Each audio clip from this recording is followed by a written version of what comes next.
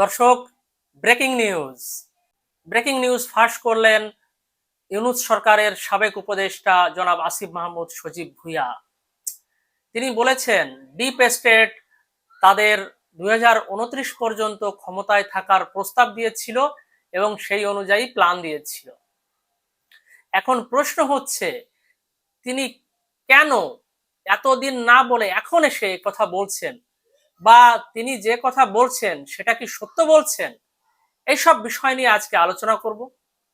তো প্রথমে যে বিষয় নিয়ে আলোচনা করতে চাই সেটা হলো ডিপ স্টেট কি।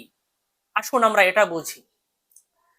ডিপ স্টেট হলো দেশীয় এবং বিদেশি একটা চক্রের সমন্বয়ে গঠিত একটা গোষ্ঠী, যারা বিভিন্ন দেশে সরকার পরিবর্তন করতে চায়, সরকার পতন করতে চায় এবং এসব নিয়ে তারা কাজ করে, বিভিন্ন প্ল্যান, বিভিন্ন কনস্পাইরেসি এগুলো করে থাকে।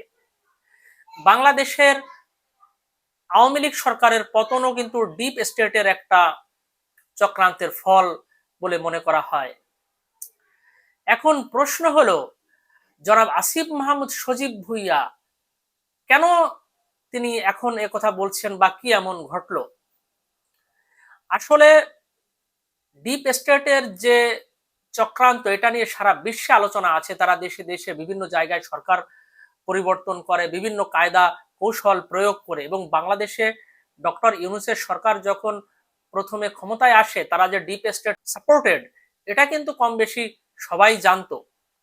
এবং বিভিন্ন সময়ে তারা আন্তর্জাতিক চুক্তি বা তাদের বিভিন্ন কিছু দিয়েছে, এটা নিয়ে দেশে এবং বিদেশে প্রচুর আলোচনা সমালোচনাও হয়েছে এবং এটা এখনো হচ্ছে। এখন আমরা কি আসিফ মাহমুদ সজীব ভুঁইয়ার কথাটা কি পুরোপুরি বিশ্বাস করতে পারি? আমরা মনে হয় দুইটা ভাগে তার কথাটা ভাগ করতে পারি। প্রথমটা হলো, তিনি যেটা বলছেন যে ডিপ স্টেট তাদের প্ল্যান দিয়েছিল, এটা কি সত্য? আমার মনে হয় এটা সত্য। ডক্টর ইউনূসের সরকার যখন ক্ষমতায় আসছিল, শুরু থেকেই তারা ডিপ স্টেটের বিভিন্ন পারপাস সার্ভ করেছে। তারা তাদের যে সরকারে বিদেশ থেকে প্রচুর লোক, যারা বিদেশি নাগরিক, তাদের এনে গুরুত্বপূর্ণ পদে, উপদেষ্টার পদমর্যাদার বিভিন্ন পদে এইসব জায়গায় বসানো হয়েছে। এটা ডিপ স্টেটেরই পারপাস তারা সার্ভ করতে চেয়েছে এবং তাদের একটা রিটার্ন দিয়েছে। তাদের যে ক্ষমতায় বসানো হয়েছে তার একটা রিটার্ন। আমার মনে হয় এই কথাটা সঠিক। আর দ্বিতীয় যে ব্যাপারটা, যে উনি বলছেন যে আমাদের এই প্রস্তাব দিয়েছিল বাট কিন্তু আমরা এটা থাকতে চাইনি, আমার মনে হয় এটা নিয়ে ডাউট করার সুযোগ আছে। কারণ আমরা দেখেছি যে ইউনূসের সরকার যখন ক্ষমতায় ছিল তখন অনেকবারই নির্বাচনকে ভণ্ডুল করার বিভিন্ন পক্ষ থেকে চেষ্টা করা হয়েছে। যেসব উপায় অবলম্বন করা হয়েছে সেটাকে আমরা ডিপ স্টেটের ষড়যন্ত্র তত্ত্বের সাথে একটা তুলনা করতে পারি। যেমন ধরুন, সবচেয়ে বড় যে নির্বাচন বানচালের চেষ্টা করা হয়, একেবারে নির্বাচন তফসিল ঘোষণার পরের দিন জনাব হাদিকে হত্যা করা হয়। এরপরে একটা আওয়াজ তোলা হয় যে নির্বাচন এই পরিস্থিতিতে আর কোনোভাবেই হতে পারে না, এই নির্বাচন পিছাই দিতে হবে বা এই নির্বাচন তারিখ আবার ঘোষণা করতে হবে। এটা কিন্তু নির্বাচন বানচালের একটা ষড়যন্ত্রের অংশ হয়তো ছিল, হাদির হত্যাকাণ্ড। এবং নির্বাচন নিয়ে বিভিন্ন ধোঁয়াশা বিভিন্ন সময় তৈরি করা হয়েছে। ডক্টর ইউনূস নিজে বলেছেন যে জনগণ চায় আমি 5 বছর থাকি, আমি 50 বছর থাকি। যার প্রেক্ষিতে কিন্তু বিভিন্ন সময়ে বিএনপি বারবার সরকারের কাছে কনফার্মেশন চেয়েছে যে নির্বাচন ঠিক সময়ে হবে কিনা, এবং সরকারের তরফ থেকে আবার রিঅ্যাসিওর করা হয়েছে প্রধান উপদেষ্টা এবং বিভিন্ন উপদেষ্টা যে নির্বাচন যথাসময়ে হবে।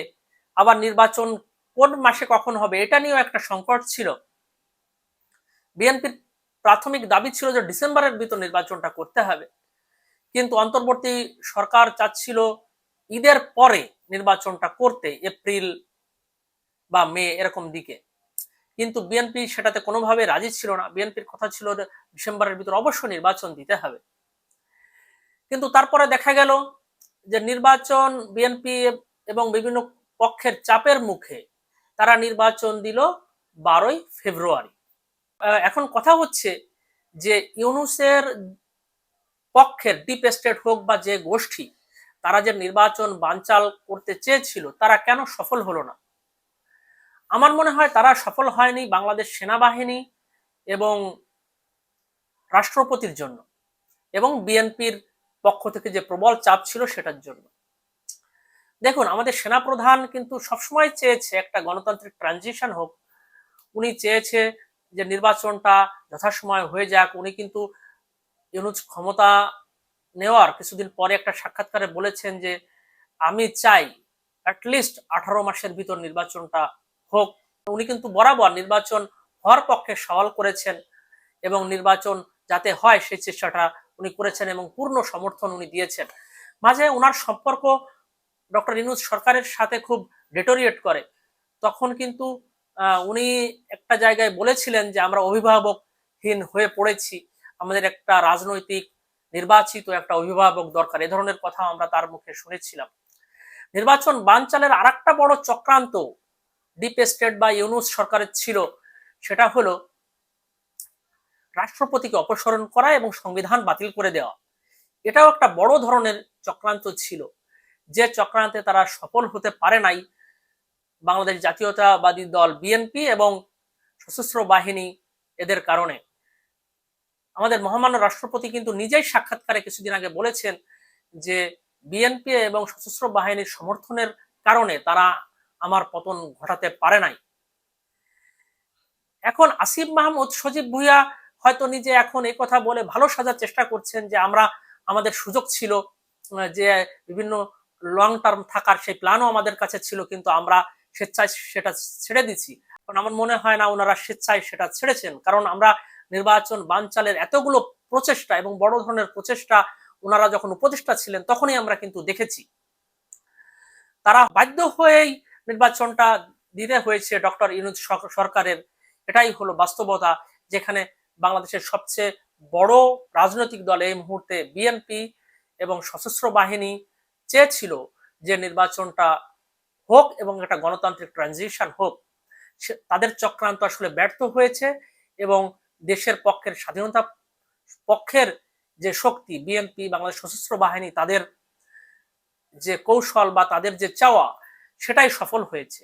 এটাই এবং দেশের জন্য মঙ্গলজনক হয়েছে। আজ আরেকটা বিষয় নিয়ে আলোচনা করব, সেটা হলো 26শে মার্চ স্বাধীনতা দিবসের প্রহরে জামায়াতে ইসলামের স্মৃতিসৌধে ফুল দেওয়া। এটা কি আমাদের শহীদদের কলঙ্কিত করলো না? তারা কিন্তু এরকম কাজ আগে কখনোই করে নাই। তারা স্বাধীনতা দিবস, বিজয় দিবস কোনো অনুষ্ঠানে তারা কখনোই পার্টিসিপেট এর আগে কোনোদিন করে নাই, কারণ তারা তো স্বাধীনতার সময় মুক্তিযুদ্ধের বিরোধী শক্তি ছিল, রাজাকার, আল বদর, আল শামস শক্তি ছিল তারা। এখন তারা কেন হঠাৎ করে স্বাধীনতার এই 55 বছর পর তারা এইসব জায়গায় যাচ্ছেন, সেটা সময় বলে দেবে তাদের উদ্দেশ্য বা কি। কিন্তু এটা কি আমাদের শহীদদের রক্তের সাথে বেইমানি হচ্ছে বা প্রতারণা হচ্ছে? কারণ আমরা তো চেয়েছি যে আমাদের স্বাধীনতার পক্ষের, দেশের পক্ষের শক্তি এদেশে দেশ চালাক বা এদেশে তারা গঠনমূলক ভূমিকা পালন করুক। কিন্তু জামাতে ইসলাম হঠাৎ করে তাদের যে এই ভোল বদল, তারা শহীদ মিনারে যাচ্ছে, তারা কিছুদিন আগে 21শে ফেব্রুয়ারির অনুষ্ঠানেও গিয়েছিল।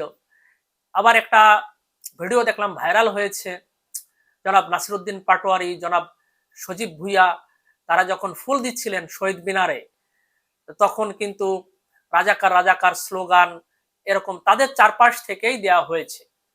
এটা হয়তো স্বাধীনতার পক্ষের লোকজন হয়তো দিয়েছে। তখন নাসিরউদ্দিন পাটোয়ারি বা আসিফ মাহমুদ সজীব ভুঁইয়াকে খুব অপ্রস্তুত লেগেছে এবং ওইখান থেকে তারা দ্রুত প্রস্থান করার একটা চেষ্টা ছিল।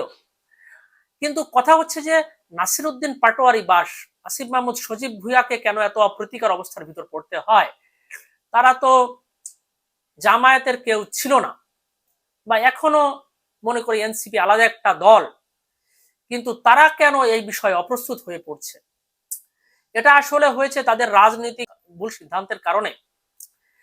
এনসিপির উচিত ছিল নিজেরা স্বতন্ত্র থাকা, তারা হয়তো কয়েকজন এমপি হওয়ার আশায় তারা জামাতে ইসলামের সাথে যোগ দিয়েছে, কিন্তু এতে তারা দেশের একটা বেশিরভাগ মানুষের কাছে তারা প্রশ্নবিদ্ধ কিন্তু হয়ে গেছে। কারণ দেখুন, এই নির্বাচনে আরেকটা জিনিস কিন্তু প্রমাণিত হয়েছে যে বিএনপির যে ল্যান্ডস্লাইড ভিক্টরি, এটার মাধ্যমে প্রমাণিত হয়েছে যে এই দেশের বেশিরভাগ মানুষ এখনো স্বাধীনতার পক্ষে, তা মুক্তিযুদ্ধ এটার পক্ষে। কারণ সেটা যদি না হতো তাহলে বিএনপি এরকম ল্যান্ডস্লাইড ভিক্টরি পেত না। তারা বিএনপি স্বাধীনতার পক্ষের দল, তাদের যে প্রতিষ্ঠাতা তিনি নিজেও মুক্তিযোদ্ধা ছিলেন, তিনি সেক্টর কমান্ডার ছিলেন। তো মানুষ তার দলকেই ভোট দিয়েছে আওয়ামী লীগের অনুপস্থিতিতে। দর্শক, আজকে আমার আলোচনা এই পর্যন্তই। আপনাদের কেমন লাগলো আপনারা কমেন্ট বক্সে জানাবেন। সবাইকে ধন্যবাদ, ভালো থাকবেন।